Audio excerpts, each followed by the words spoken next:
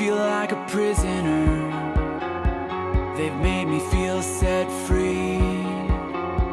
They've made me feel like a criminal. Made me feel like a king. They've lifted my heart to places I've never been, and they've dragged me down back to where I began. Words can build you up, words can break you down. Start a fire in your heart or put it out. Let my words be life. Let my words be truth. I don't wanna say a word unless it points the world back to you. You can heal the heartache, speak over the fear. God, your voice is the only thing we need to hear. Words can build us up, words can break us down. Start a fire in our hearts or put it out. Let my words be life. Let my words be truth. I don't wanna say a word unless it points the world back to you. Let the words I say be the sound of your grace. I don't wanna say a word unless it points the world back to you. I wanna speak your love, not just another noise. I wanna be your light. I wanna be your voice. Let my words be life. Let my words be truth. I don't wanna say a word unless it points the world back to you. Let the words I say be the sound of your grace. I don't wanna say a word unless it points the world back to you. I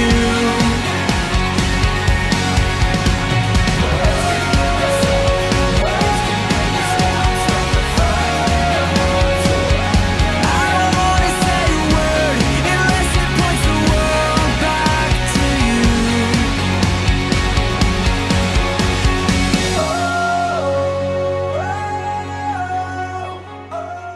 Hello, Church at Lindsayfield. Esther George and Clifford George here to be your presenters. Hope you're well and enjoying this nice crisp cold weather and staying safe on the ice. Got a few different prayer points to start off with. So first of all, we need you to remember in prayer all the people that are struggling, and that can be people that have got mental struggles just now, people that have just got problems with jobs, people that have got health issues, and we just ask that as you pause for a second and think of some names, that you will just remember those people in your prayers. If we could also pray for the leadership team, particularly as they meet on Tuesday night to pray for and discuss the feedback from our fasting week. As we've been talking about over the last couple of weeks about taming your tongue, we encourage you over the next couple of weeks to think about your words and think about what you're saying to people and build people up by sending them a letter, a text or a call during this week or over the next couple of weeks, just to build people up and encourage them to just keep going, as this is a hard time for everyone. James chapter 3 verses 1 to 12. Don't be in any rush to become a teacher. My friends, teachers are held to the strictest standards, and none of us is perfectly qualified. We get it wrong nearly every time we open our mouths. If you could find someone whose speech is perfectly true, you'd have a perfect person in perfect control of life. A bit in the mouth of a horse controls the whole horse. A small rudder on a huge ship in the hands of a skilled captain sets a course in the face of the strongest winds. A word out of your mouth may seem of no account, but it can accomplish nearly anything or destroy it. It only takes a spark, remember, to set a forest on fire. A careless or wrongly placed word out of your mouth can do that. By our speech, we can ruin the world, turn harmony to chaos, throw mud on a reputation, send the whole world up in smoke, and go up in smoke with it. Smoke right from the pit of hell. This is scary. You can tame a tiger, but you can't tame a tongue. It's never been done. The tongue runs wild, a wanton killer. With our tongues we bless God, our Father. With the same tongues we curse the very men He made and women He made in His image. Curses and blessings out of the same mouth. My friends, this can't go on. A spring doesn't gush fresh water one day and brackish the next, does it? Apple trees don't bear strawberries, do they? Raspberry bushes don't bear apples, do they? You're not going to dip into a polluted mud hole and get a cup of clear, cool water, are you? Good morning, church. It's great to be with you again this morning. I trust that you've had a good week, and hopefully what I share this morning will encourage you in the week ahead. We're back at James. We're going to be in chapter 3, as you know from the verses that we've read, and we're looking at a subject that's very close to my heart as well as to most of our hearts. In fact, it's only 6 or 8 inches away. We're going to be talking about our mouths this morning, the whole sense of what comes out of them. And from the outset in this chapter, James is right on it. The challenge is right there, and he's not just coming at everybody, he's coming at those who perhaps use their mouth in a way that brings direction, brings encouragement. He's coming at the leaders within the life of the church. And you know yourself, leaders anywhere in any walk of life, as well as in church, are asked to set a pace, aren't they? They're asked to almost be an example and to set a temperature. And in church, it's no different. We, on some levels, expect direction and encouragement and an example from our leaders. And so James is just unpacking this whole idea. If you're going to be a leader, what you say matters. So James starts out with this challenge. And within any church, we all know who the leaders are, don't we? We all know those who share. But what we forget is that we all grow up. And very often, those who were leaders maybe step aside. And so some of you listening today are actually leaders of the future. So this just isn't about somebody else. This is about where you might be yourself one day. So it's worth listening. So those that teach will be judged more strictly. It feels so harsh, doesn't it? It seems quite weighty words. We can see from this that what we say really matters to God. If God is laying this out through His word, then what we say matters to God. I'm grateful for the fact that He reminds us also that leaders blow it sometimes. In the midst of this, He's saying that leaders sometimes say things wrong. They sometimes get it wrong. They sometimes stumble, it says. So, I guess in the outset, what I'm saying is, church, don't be too hard on the leaders. They also make mistakes. In fact, I know a church leader that when he welcomed people into membership, he used to say to them, I trust that the grace you will be shown while you are here will also be shown to us that lead you. And the point is, he's saying, look, we've got to give and take, we've got to come and go. We've got to be careful what we say, yes, but sometimes we blow it, and sometimes we need to help one another.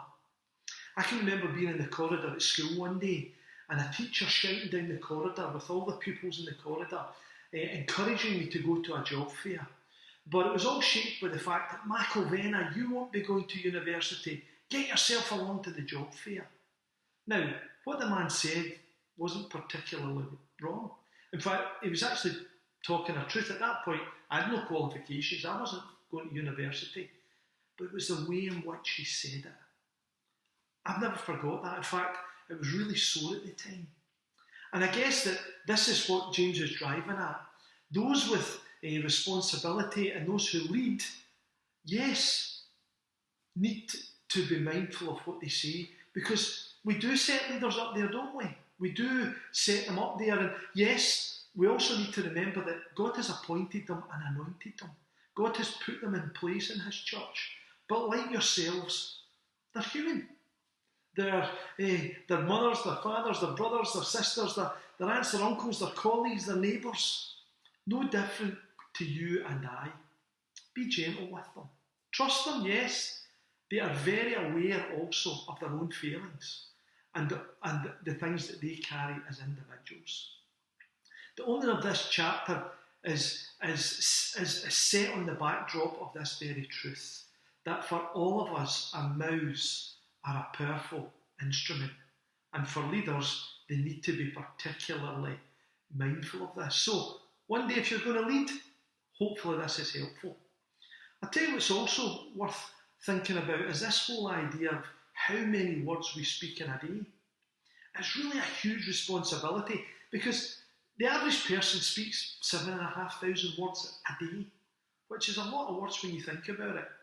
And James sees this, and he lays out for us in clear terms things to help us understand it. He actually does it in a very pictorial fashion. When he talks about a bit in the mouth of a horse, he talks about a rudder on a ship, he talks about a fire, he talks about a dangerous or a wild animal, he talks about a spring of water, he talks about a tree, and I'll see how far I get along time-wise, but we're going to dip into these, and we're going to hopefully unpack and maybe understand why he uses these examples.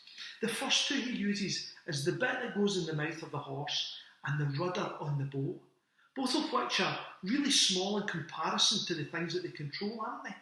When you think about it, the bit in the mouth of a horse, it's not a big bit, but it can turn the whole animal. I'm not a horse rider by any manner, but I remember getting a shot in a girl that I went to school with, lived in a farm, and I had a shot in a horse, and I remember I was bombing it along this field, and I come up over this rise, and not far in front of me there was a massive hedge, and I thought, I don't know how to jump a hedge. In fact, I don't even know really how to ride a horse. So I remember pulling on the rein, a bit like you're pulling the handlebars, and to be fair, the horse did turn, and but it did turn, and as it turned, it stopped, and off I went. But what was really interesting to me was the fact that this little bit was the thing that could control it. And so, I guess, in the midst of this, one of the things about the bit and the rudder is you actually need to have a bit of skill if you're actually going to handle it and use it effectively. We need to develop the way in which we talk, don't we? We need to think about it.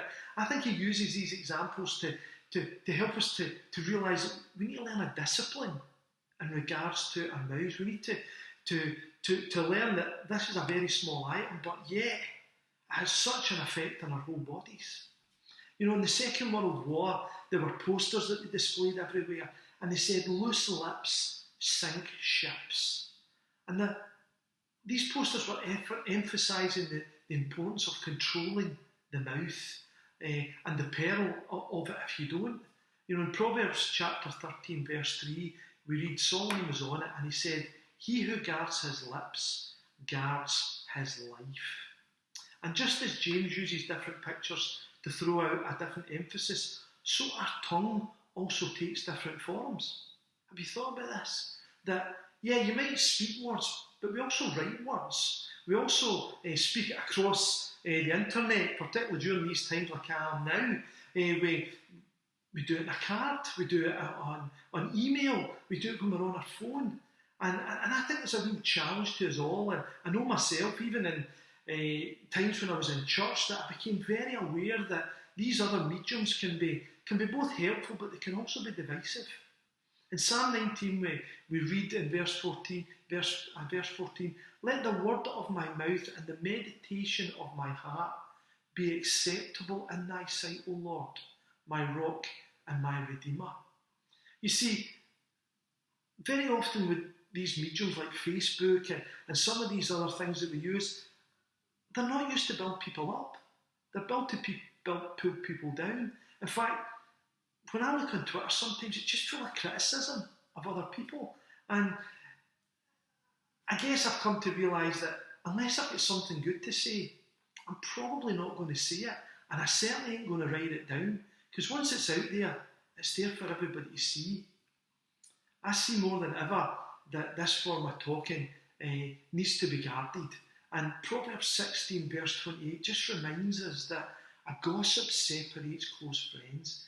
If we say things in these mediums and we let things out there, like I even see it in the estate, I see there's a Facebook account, and the things that are said on it, that they're not particularly helpful. It's very important that we learn to keep a rein in our tongue. That if it's, maybe the measure of it is, if it's not acceptable to me, it certainly isn't acceptable to God. But we need to be mindful of this and what it looks like. You know, we also, in this chapter, he speaks about the tongue being like a fire as well. This whole idea that it can wreak havoc like a fire. When you think about it, you know, a fire can start very small. It can almost seem innocuous. You know, it was just a little ember. But you know yourself the destruction that a fire can cause. And it's we need to take hold of this fact that fires, well, I remember at school as a kid, there was some kids had been playing with fire outside the school. Half the school burnt down because of it, and the school was all closed. The other thing is as well, fire can be very hurtful if you come into contact with it. It can be so destructive. And Jesus, when he lived on the earth, one of the things that he suffered was the fact that people spoke about him all the time. And I guess that this is what it's like. It's like when somebody talks about you, or you hear something bad said about you, it can be, it almost does burn you, doesn't it? It almost catches you in that way. When you think about it, we even accused Jesus of being a friend of Satan. Can you imagine what that must have felt like to him? It's easy for us, through talking about someone, to literally destroy their reputation. We can also remove opportunity from their life, and we can even push them into a place in life where they almost feel completely isolated. This is what James is driving at, and we need to be aware that if we play with fire, there's a chance we're going to get burnt. Proverbs 21 verse 23 reminds us, he who guards his mouth and his tongue keeps himself from calamity. Yet, when it's used in a good way, you know, fire can be a wonderful thing. It can warm. It can be used for cooking over. It can be used for making charcoal, and it can be used for clearing brushland. But it's all done in a very controlled way, isn't it? If you light a fire, you maybe light it with stones round about it, or when they're clearing shrubland, they manage it in a very controlled way. And that's not unlike in Acts 19 verse 20, when it said, the word of the Lord spread wildly, because it was a good use of the tongue. But he also described it as a wild animal in this chapter, which I thought was quite interesting. Wild animals are often a bit predatory, aren't they? You know, and sometimes people can be like that, seeking out some gossip. You know, it's looking for a weakness in something, or where somebody's maybe got it wrong, and you can pray in it. And I think maybe this is what James is driving at here. He encourages us with the truth that it can also be tamed. A wild animal. And so it is with our tongue. You and I have, maybe we don't think about it, but we can learn to speak the right way, to say the right things, and sometimes to not say something at all. This will not be done by you and me, though. I think it can only be done by God. We need to have this whole idea of being touched by God, a bit like the apostles were touched by God in the mouth, you know. God lights the fire in our life, but he also wants to control it. It becomes a mighty weapon for sharing truth when we allow God to control our mouth, but also to use it. Proverbs 20:25 says, like cold water to a weary soul is good news from a distant land. The good news we have contained in us is that the gospel of forgiveness is free to all. Let that be what we strive to shape our speaking. Have you ever thought about that? Before you know it, everyone before would have avoided you. I know that when you're younger and when you say things that you shouldn't say, or even when I was a kid and there was kids who wanted to swear all the time, I just stayed out their way. But as I've grown up, and when I hear people talk wisely, or I hear people with words of encouragement, those are the people that I want to hang out with. Another thing that he spoke about was that it would be like a spring. This whole idea that it would be like a wellspring in us. I know for me, when I think of a spring, and when I think of it, I think of life. I think of a good day or a pleasant place. And in Oriental countries, the fresh spring, it's actually seen as a great blessing for a village. And when you consider that we need it to stay alive, we all need water, don't we? We need to cook, to farm, to wash. You realise how important it really is. As water is life-giving, so our words can also be life-giving. We can bring life with them. And this is what James is driving at. We have considered how important it is to train the tongue and how destructive it can be, but yet we're reminded in Proverbs chapter 10, verse 11, the mouth of the righteous is a fountain of life. You know yourself, when somebody says something good to you, or speaks well of you, or speaks well over you, there's something so encouraging of it, isn't there? Something so upbuilding. You know, we've seen recently in countries just how, with global warming, how destructive water can be. How incredible when these rainfalls come, just the effect it can have on people's lives. Well, in Proverbs 18, verse 21, James explains that the tongue has the power of life and death in it. We all know the evil, vile things we said throughout our lives with our mouths. We've all done it. We've all said bad things and we've all said good things. And sometimes it can be as quick as saying something bad about somebody, and very quickly we're at that place where we want to bless. Well, one of the qualities of water is that it can refresh. The Apostle Paul often mentions that words of refreshing. It can also cleanse us. God's word is a spiritual water that cleanses you and I. That's why in church we're encouraged to read it. But our words can also bring refreshing to the life of those we speak to. It might be in the form, of a card or of a text, but can I also encourage you that there are 12 words that you should never have far from who you are. Words that would encourage you and encourage others. And let me tell you what they are. First, they are simple as please and thank you. Through these words you show an appreciation, don't you? You show an appreciation of others, that you recognise their efforts. Please and thank you. We should be a people that live by that example of using these words all the time. What about I'm sorry? Sometimes it can be so hard to say I'm sorry, can't it? People have written songs about it, but it's incredible how great it is for building a bridge or for breaking down a barrier. Look, I'm sorry. I didn't mean that, or I'm sorry for what I said, or I'm sorry for what I did. What about I love you? Not in a romantic way, but as a statement of power. You need to be secure to use this one. I love you. How often do you hear a man say it to a man and there's something amazing in it, something powerful in it, when you're expressing it in that way, or a woman to a woman, or a friend to a friend, there's something really nice in it. What about I'm praying for you? When you talk to God about people, then you can talk to people about God. Is that not the case? I think very much these are the things that James is driving at in this chapter. This is very much what he wants us to get a hold of. And you know, the most important thing we can ever hope to do with our tongue is to confess that Jesus Christ is Lord. What an amazing thing that on a daily basis we can use our mouth to uphold and to bring praise to the God of heaven. I trust these words, short as they are, in this time, will maybe encourage you this week. It's Valentine's Day today. I hope that maybe some of the things in these 12 short words are some of the words that you'll use today. So have a great week, and trust that you'll enjoy the rest of your time in this service together. Bless you now. Bye-bye.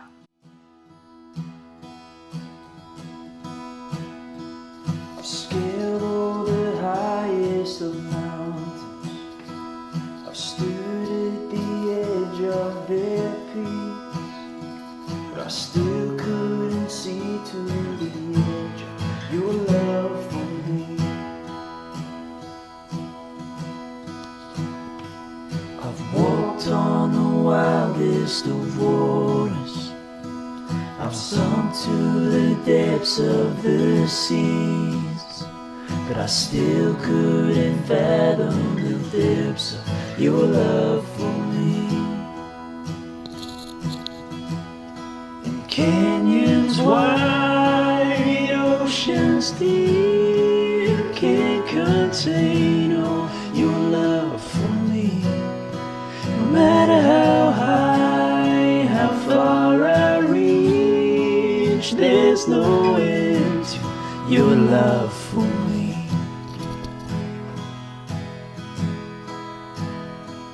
I've wrestled belief in the valley, I barely hung on through the night, and just when I thought it was darkest, the sun began to rise. And canyons wide, oceans deep, can't contain all your love for me. No matter how high, how far I reach, there's no end to your love for me.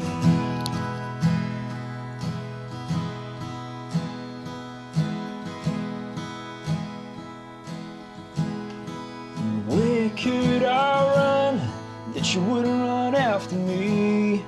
And how could I fall when you already took the fall for me? Beyond the stars to the very breath I breathe, there's no end to your love for me. Where could I run that you wouldn't run after me? And how could I fall when you already took the fall for me? Beyond the stars till the very breath I breathe, there's no end to your love for me. Canyons wide, oceans deep, can't contain all your love for me. No matter how high, how far I reach, there's no end to your love for me.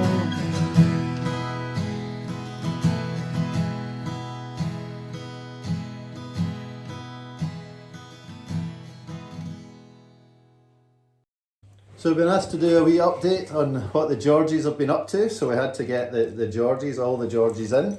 For those that you don't know, this is Millie and this is Oscar. So what have we been up to? Well, working from home, can't say I particularly enjoy it, but I'm definitely more used to it now, and it is very busy. So a few late nights, a few early mornings, just to try and keep things on an even keel. Ruthie's heading back to work, so she's going to be heading back to work over the next few days. She's just had a wee bit of time off after her dad had passed away, and so she's just heading back to work. So just remember her as she goes back into teaching in a different environment, so teaching online, and that she gets up to speed with all the technology as quickly as possible. What have you been up to? So much. I'm very busy, Carol. I've just been sat at my desk upstairs teaching myself hires. Not much fun, but you know, we're all doing it, we're all in the same boat. I've missed athletics a lot.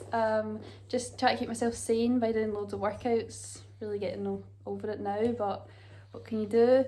Sarah has actually been doing a lot. She's started placement last week or the week before, not sure, and she got her vaccine. She's one of the lucky ones, so she's just trying to get through that, so prayers as she goes through that without getting COVID.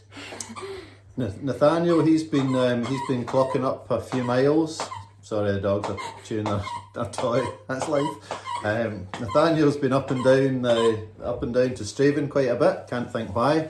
But other than that, he is very patiently waiting on the police thing coming to fruition. He's still in the process, and it just seems to be going on forever. So we just would ask that that you would pray that he would really find a way through, whatever the blockages are, and that path would open up. Peter's been he's doing college, so Peter's actually doing police studies at South Lanarkshire College, so he's doing college, and he's been doing very well actually with all of his assessments and getting good passes and everything. So he's been just bubbling away in his room again. It's not much of a college experience, just sitting in your room.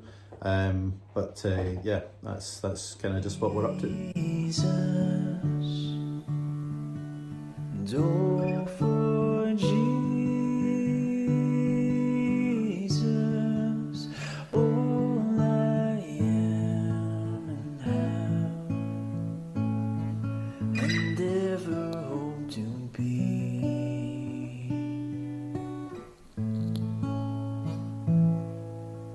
Jesus, oh, for Jesus, all I am and have, and ever hope to be.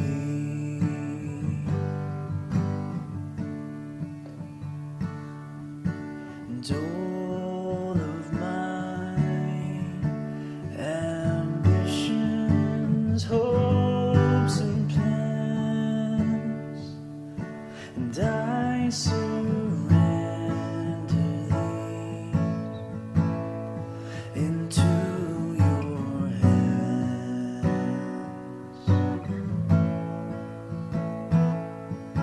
And all of my ambitions, hopes and plans, and I surrender these into your hands.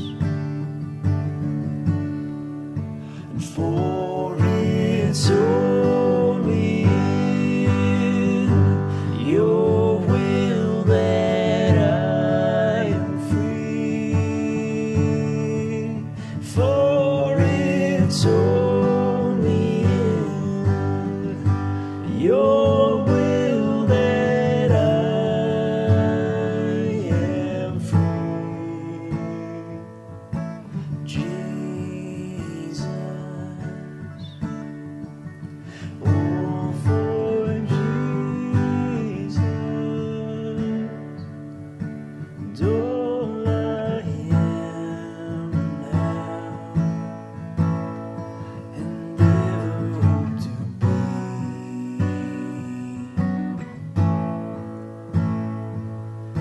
And all of my ambitions, hopes and plans, and I surrender these into your hands. For it's only in your will that I am free. For it's only in your will that I am free.